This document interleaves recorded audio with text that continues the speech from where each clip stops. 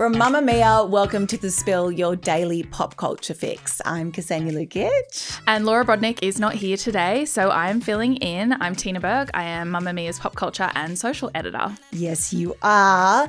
You're a big friend of the show.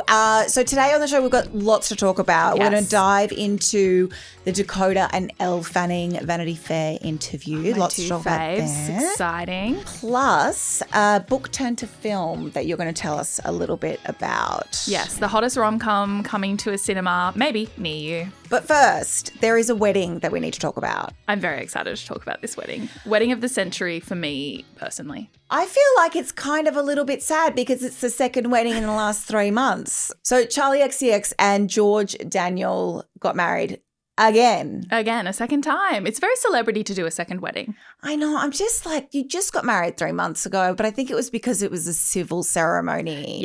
Yeah. So in order to get married in Italy, they had to do like a London ceremony first in the UK where they're both from. So they had their really cool, we go to the pub, we're just like walking down the street having a wedding and everyone was like, oh, so minimal, so chic. But now they've done the big fancy one in Italy. I know. I think LB is going to be really disappointed in that because she was really excited about the fact that they were just doing a really low-key, cool girl wedding. Yeah, she wore a mini dress for God's sake. It was very casual in Vivienne Westwood. So they got married in Sicily Yep. on September 13. She wore a custom ivory silk chiffon gown by Danielle Frankel. She looks gorgeous. It's a beautiful dress. It's like so summery, but also really intricate when you look close up. Like there's ribbons down the back, there's pearls, there's embroidery. Like it was a beautiful dress. It was a lot more feminine from her than I was expecting. Like I was expecting a little bit more kind of that Vivienne Westwood vibe from her. Very contrasting wedding looks from her for sure. Yeah. Kind of really suits that Italy theme. Suited the Italy location. My favorite thing was seeing the guest list because controversially I am a fan of the 1975 and their frontman Matty Healy. I know Matty Healy is Matty Healy, but he was at this wedding. So there was a big, hullabaloo about the first wedding in London that he wasn't there. People thought that was insane. But now that we know that was more the civil ceremony and then they've had their big wedding day in Italy, it makes sense that this is the one where all the 1975 band members were, but he was there and so was his mum. Oh. His whole family, the Healy family, were in attendance. But also so were, Troye Sivan, a Charli XCX bestie, Amelia de Moldenberg, who we would know better as Chicken Shop Date Girl. And we also had obviously like some artists like Clairo and some, cool music people. Still a very cool wedding, if a little bit more like elegant and beachy than the last one. Are we feeling a bit over weddings in Italy for people who aren't from Italy?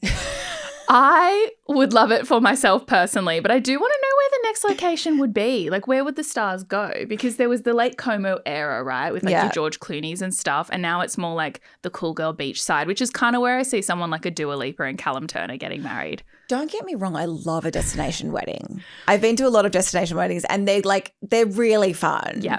But it's like, we want new inspo. Where are they going next? Where do you think? Well, I feel like we've done Greece. We've done like Santorini.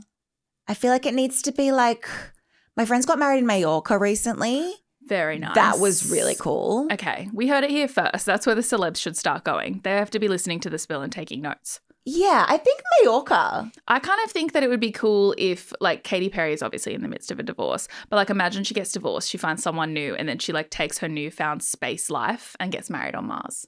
That's where I'd like to see it. That's where I want us to go next in the celebrity wedding sphere. Like, let's take it to rich people places. I don't want to go somewhere normal. What about, like, would you ever do a cold wedding location? Yes. I think someone should get married in the snow. Do you know who'd look good in the snow? She's already married, but Nicole Kidman. Maybe Nicole and Keith could do another ceremony. Like Finland. Yes. Random. Yeah. I'm just pitching here. Yeah. That's what I'm thinking.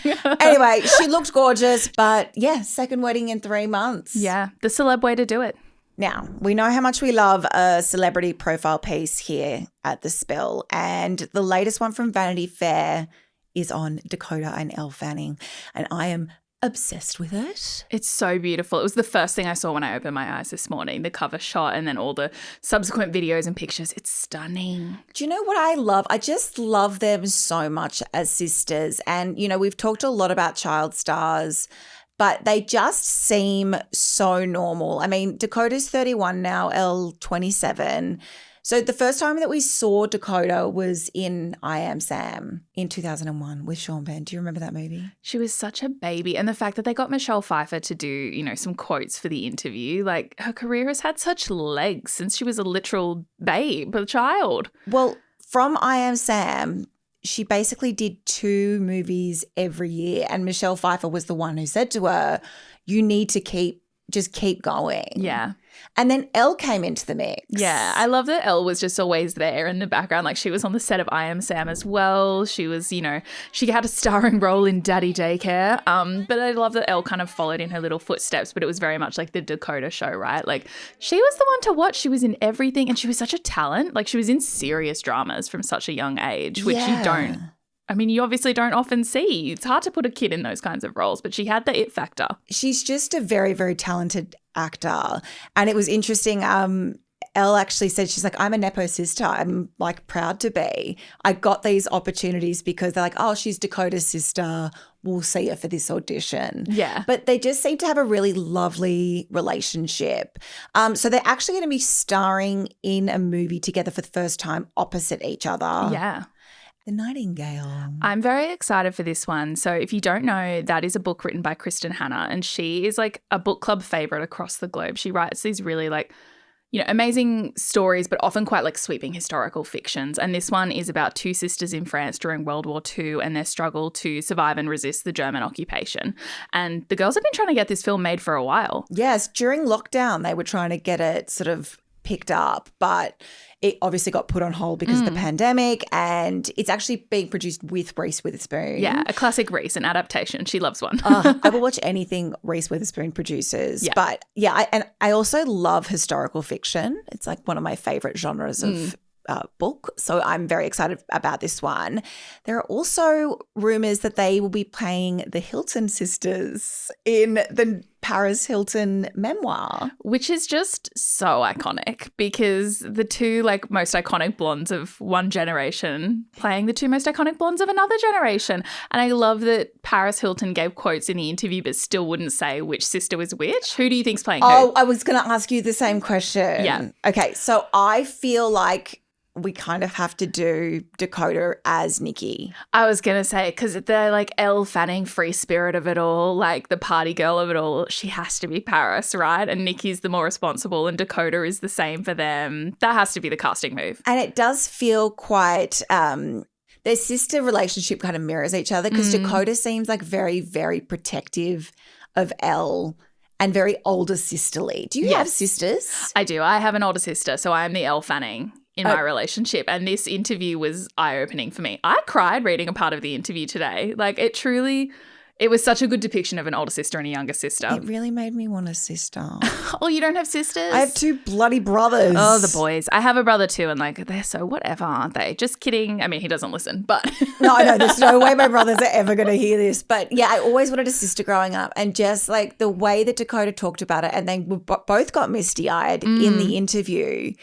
Dakota talking about how, you know, if she lost everything in her life, at least she would have her sister. I was like, that was so beautiful. And I was like, I should call my sister and be nice to her today. I know. But it's such a younger sister thing throughout this interview. And also, if any of our listeners haven't seen yet, they did the Vanity Fair lie detector test, which is always like the social series that accompanies the cover spreads. And one of them was basically just Elle trolling Dakota. But in the lie detector test, one of you gets hooked up and you answer a bunch of questions.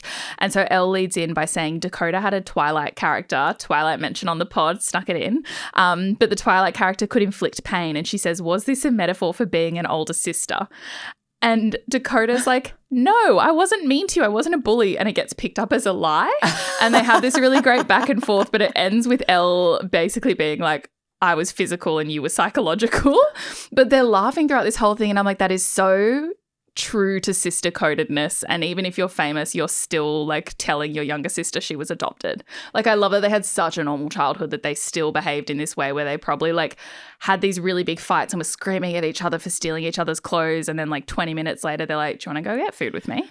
Yeah, my the only kind of response I have to that is my younger cousin, we convinced her she was turning into a cockroach. Beautiful. That's what it's all about. Yeah. Like, you have to bully them into loving you in a way, I guess. is the thing with siblings. You've got to lie to them. Yeah, they just felt so normal. And, you know, Elle is dating the executive chairman of Rolling Stone, Gus Wenner. Yes. But Dakota's single. Dakota's single. And they had a big discussion about getting Dakota on Raya, but also about Elle screaming at one of Dakota's exes. I kind of liked that. I know. It just, again, I know I keep saying this, but they're just so normal. And it made me think about, like, why is it that these two survived the perils of Hollywood to become, you know, really well-adjusted adults. And obviously I don't know them, but from this interview, all I saw was love, support, protection, and like this very quality sister relationship. Yeah. And I'm like, what is it about them that made them so normal and be able to survive it? Yeah. Kirsten Dunst is apparently a very good friend of theirs Yes. and was asked this very question.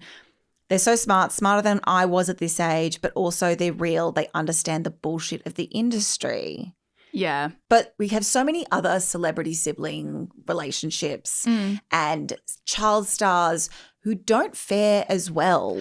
Yeah. And I mean, there's a line in the piece and it says the Fannings have been famous nearly all their lives. Both started acting as children. Both had their first kisses on camera. So they were literally toddlers when they became famous. And the journalist asks them, they actually lead into the question. They go, why aren't you more? And then Elle finishes the sentence and says, fucked up. Yes. Because she's like, she knows that that's what everyone wants to know. And she jokes that like, we're so fucked up, you don't even know the half of it. But she's like, even though we were young, they don't feel like they missed anything. And people always want that from child stars. They want child stars to get up and go, I missed having a real childhood. I had a fucked up family, because it's what we're used to seeing, right?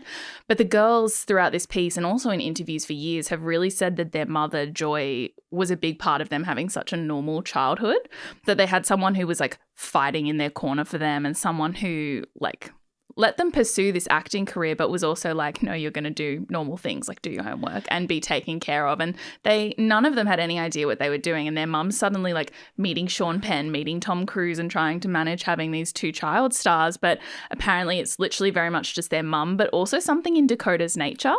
Like Elle speaks about the fact that she's very aware that like Dakota was there to protect her. Yeah. And, you know, they say that her eyes get misty when she says it, but she's like, Dakota molded both of us, the responsibility that she's felt. And I don't even know if she realizes that.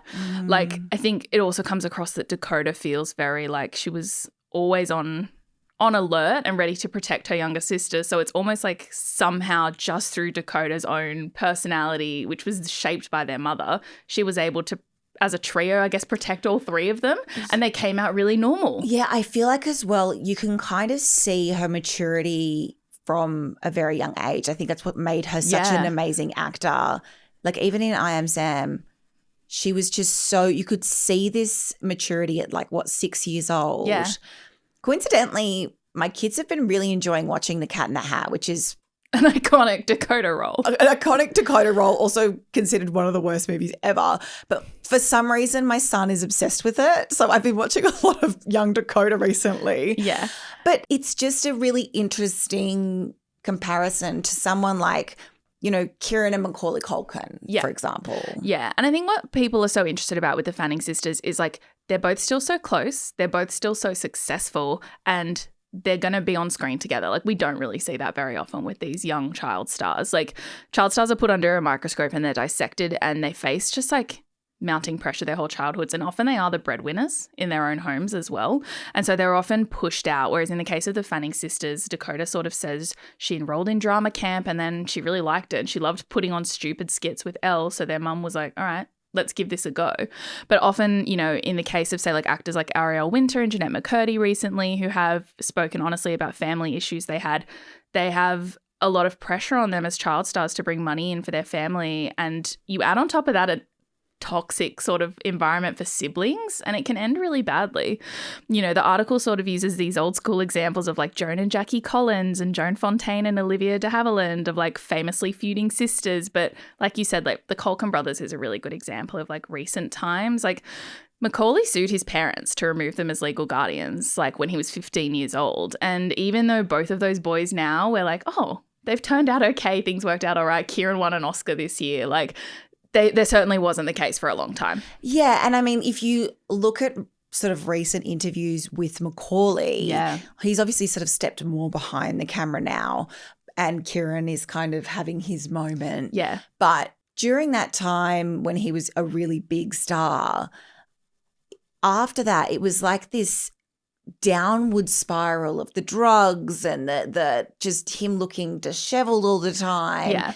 And then he kind of just dropped off the face of the planet. Yeah, which is often what we see with those sibling duos is like one is more the child star and then they have all of this fame and all of this attention thrust upon them and then they sort of step back and it's the younger sibling that often takes over in the industry. It's kind of like the Olsen twins and Elizabeth Olsen. Yes. Obviously the Olsen twins are the reason anyone in that family is famous. Also toddlers, like I think 2 when they started on Full House. Yeah. And weren't they initially in Full House, it was like they would swap them out? Yeah. And it would be like whoever's not crying is on screen for that scene. Yeah.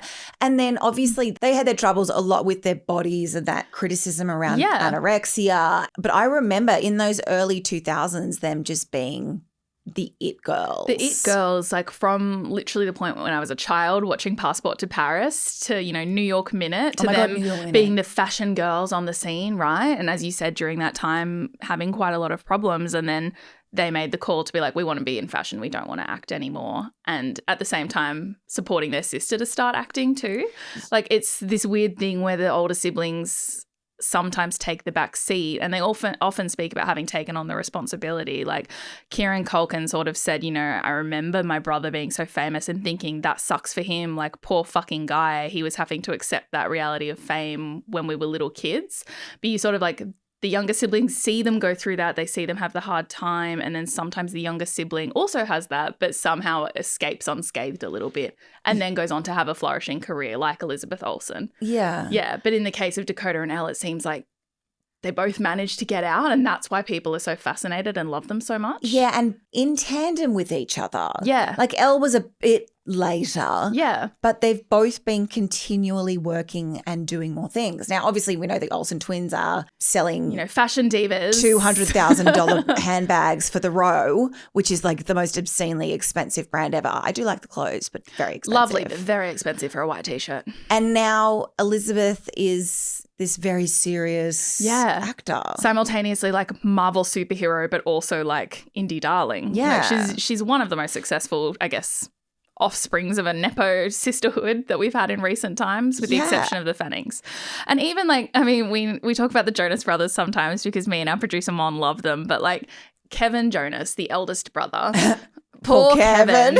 But recently was making headlines because he sang for the first time like solo in years at like one of the Jonas Brothers concerts. But it brought up all this stuff about how the other boys, Nick and Joe, have treated Kevin over the years. There's quite a lot of clips of them saying he's not as strong of a singer and like they all went solo but then did things without him and how much that crushed him as an older sibling to be left behind. And I do think sometimes with these sibling dynamics, the older sibling gets left behind not of their own choice. Yeah. Yeah. So it makes us sad. But with the Fanning girlies, well, we're just so happy for them. Well, I just love them. I had to bring it up today because it's just a beautiful piece. It made me want a sister, and it wouldn't be a spill episode if we didn't bring up the Jonas Brothers. No, it wouldn't. It's so important. And we got a Twilight mention in. What more could you want?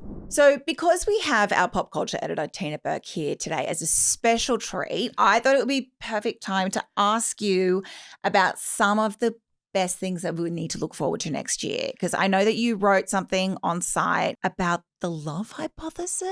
Yes, I'm very excited to talk about this. I could talk about it for days. So I think like you, like I love a good rom-com. I love a rom-com. There is nothing better. For a long time, I didn't really like romance books. I think I saw them as cringy, which is just a bit of internalized, you know, what do we call that? I don't know. I'm just too cool for this. Yeah, I think so. I think I had cool girl syndrome. I was like, I can't possibly read that. The cover's embarrassing.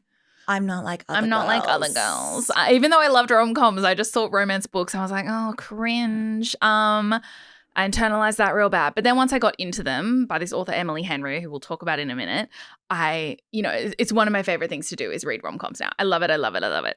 Which brings me to The Love Hypothesis. It is a film that is coming out next year, and it has absolutely taken hold of the internet in the last like month or so because the cast was announced, and then they were doing all these like behind the scenes TikToks which have like hundreds of millions of views and engagements. People are losing their goddamn minds about this movie, and I'm here to tell you why. I'm very excited. Have you heard anything about this? All I know is Lily Reinhart. Yes. Okay. So Lily Reinhart of Riverdale fame, who we love very much, she is starring in this film. She's also producing, and I do think we have her to thank for a lot of this nonsense. So Lily Reinhart is starring in this movie, and she's starring opposite Tom Bateman. If you don't know him, he's in a lot of those cozy murder situations. He's in Murder on the Orient Express. He's in Based on a True Story. He's a British actor. He's cute. Thing. He's in Cozy Murder. That's his vibe. And now rom-com lead. And I think it's time because he's got the energy for a rom-com lead. He's actually a really charming, very good-looking man, as most actors are. But basically, this is based on an Ali Hazelwood novel. And if you don't know anything about Ali Hazelwood, she writes a lot of romances about women in STEM. And the reason that the Tom Bateman casting was so insane is that this book, The Love Hypothesis, is based on fan fiction about Tom Bateman's wife. So Hazelwood had written a book called Head Over Feet, which was actually like Star Wars Reylo fan fiction about Kylo Ren and Rey. Rey is played by Daisy Ridley and Kylo Ren is played by Adam Driver. So when she then sort of took this plot and story further into The Love Hypothesis, she kept the character traits, she kept like the character descriptions above all else. So everyone always envisioned like Adam Driver and Daisy Ridley. When reading this book, they would put them in their fan cast. Everyone was like, Adam Driver has to play this role. And like, that was never, ever going to happen. That's insane. But we got the next best thing, which is that literally Daisy Ridley's husband, Tom Bateman, is playing the lead in this film. And they've both acknowledged it. Like, it's very rare for fan fiction to become a real novel and then also to become a film. I mean, it's not that rare. I mean, 50 Shades of Grey started as Twilight fan fiction. Yeah. But this is sort of how we have enjoyed all of this content, is the fact that they're getting asked about it. So he said that he was told after he was offered the job, just like, hey, FYI, this is based on fan fiction about your wife. And he thought, bit of fun. He thought that it meant that like the Star Wars stuff inspired Ali Hazelwood to start writing. He didn't realize like exactly the extent. And then when the videos started coming out and everyone started freaking out, he and Daisy Ridley were like, oh, this is crazy. But it's very, very fun and very, very saucy. And the thing is, this is a really steamy book. It's very smutty, very spicy. And Lily Reinhart has confirmed that it will not be a PG-13 rating. Okay. So this is going to be a sexy movie. So is this something that you can read? I mean, because do you remember when 50 Shades of Grey came out and people were reading it on the train and everyone was like, yeah.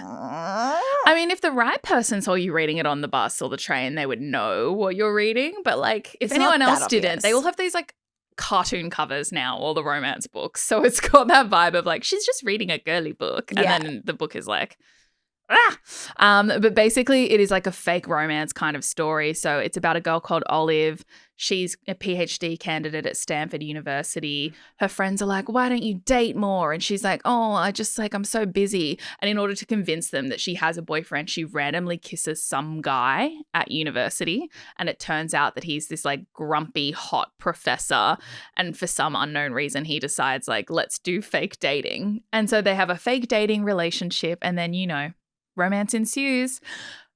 But it is going to be the hottest movie of 2026. And so if you want to get on board now, you need to read the book. I'll say it is my least favorite of Ali Hazelwood's books, but it's still a fun time. We've got some girlies in the office reading it at the moment just to catch up. Yeah, it is part of our book week at the moment. Yes. Like, it's part of book club here at Mamamia. So I think I might have to dive into it. I am just like craving a really good rom-com. And I feel like this, again, we've probably talked about this ad nauseum on the spill, but just like really good 2000s rom-coms. Yeah. We just haven't had many lately. No, there's been a massive decline in like those mid-budget crowd-pleasing rom-coms. So the ones that were like, you know, You've Got Mail, ridiculous plots. How to Lose a Guy in 10 Days, ridiculous plots. Oh, the best movie ever. You needed to have like two B to A-list celebrities, you need a bit of nonsense and you need a really good soundtrack and like a tight hour 30 time frame for a rom-com to really be like that classic nostalgic feeling. And often they were adapted, right? So Devil Wears Prada, Confessions of a Shopaholic, Bridget Jones, those are all book adaptations. And it wasn't always the case that they had to be, but now it sort of seems like to get one of these rom-coms greenlit, you've got to go with something that already has a big fan base so that you know they're all going to watch it. Yeah. Yeah. Because, I mean, like, I'm thinking about, like, 27 Dresses. The most beautiful film of all time. I love that movie so much. Bunny and the Jets. He's so hot. He's really hot in that movie. But we're kind of re-entering this era through the adaptations. So Love Hypothesis is just one of them. We've got so many more coming in the next year. And so if people want to get on board, some people, Claire Murphy said this on, our Watch Party podcast last week, that she prefers to watch and then read the book. Oh. Which is crazy to me. Okay. And I would never do it. So if that's your deal, fine. I don't like that I don't agree at all. with you, but if that's your deal, fine. But if you want to get on board and read the books before the movies, there's quite a few coming out. So the other really hot one that we're all looking forward to is People We Meet on Vacation. Yes. That's coming to Netflix on January 9, and it stars Emily Bader and Tom Blythe, and it's an adaptation of Emily Henry, who is one of my favorite rom-com authors. And it's like a travel through the years with this duo of friends who go on holidays every year, and something happened and they're going on one last holiday to try to fix the friendship. Okay, this sounds like I know what you did last summer. But happy. No matter. No one's getting killed. It's a beautiful romance. So that's one of the exciting ones. And then the other one that's really thrilling that just was announced this week is the Chestnut Springs series by Elsie Silver is also being adapted by Netflix. So Chestnut Springs is cowboy smut, for anyone who doesn't know. And cowboy smut is basically like if you took the concept of romantasy, like just like the wildest fantasies you could imagine, but instead of like men who ride dragons, it's just cowboys.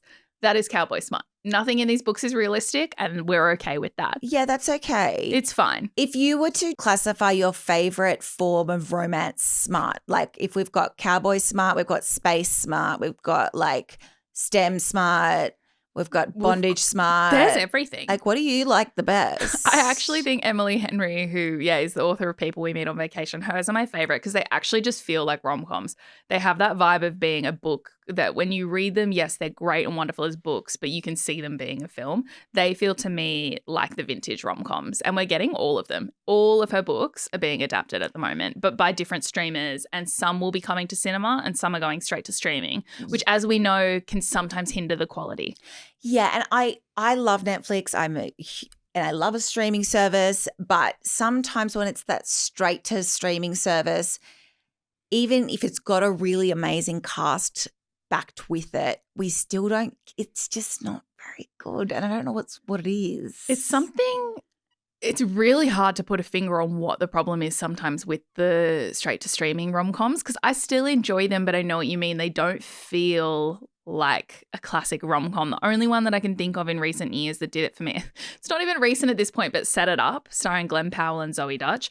That was a Netflix rom-com that felt like a real rom-com, and I'm kind of hoping they can do it with People We Meet on Vacation, but I'm not so sure. It's really, really hard to tell. The Love Hypothesis actually has the same director as Set It Up, so I'm kind of thinking that if we've got any chance in hell of a rom-com that feels vintage and feels interesting and funny and romantic, it's going to be that one. Okay, we need to get like a full list from you because I can't keep these all in my brain, but I feel like I've got a lot of reading to do. There's a lot of reading to do. Oh my God, and if you want to get into the dragons of it all, Fourth Wing is going to be adapted. Game of Thrones is going to be adapted. Into smut? It's becoming I guess it kind of already was smart. Yeah, so it's going to be a TV show. Fourth Wing's going to have a TV show. And like the list goes on and on and on. We've got the Rebel Blue Ranch series, which is also cowboy smut. That's by Lila Sage. It Happened One Summer, also becoming a film. Icebreaker, which is where we get into hockey smut, that's becoming a TV series, and so is The Deal. So those are the more like teen hockey college romances. We're getting adaptation after adaptation, and I kind of think that we might be about to fix the rom-com issue that we're all facing. I like a little history smut. Ooh. Okay, modern-ish history, but Atmosphere by Taylor Jenkins Reid, which recently came out. I mean, it's set in like I've read this book and I want to say it was set in the 70s. Okay, that's still... Or the 60s. I'm okay with that. NASA's involved. That's also being adapted. That. So I like that. We've got a lot of good stuff coming out soon, hopefully. Smut fans, get ready. It's all happening.